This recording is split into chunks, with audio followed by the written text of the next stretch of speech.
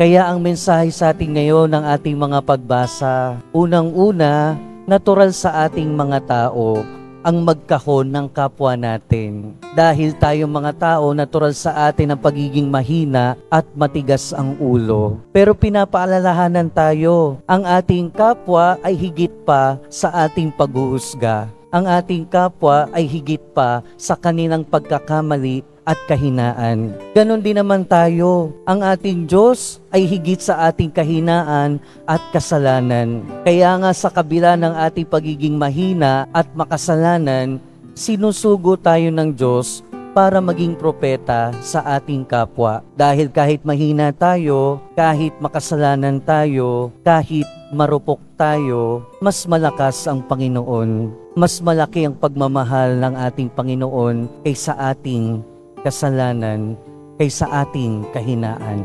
Amen.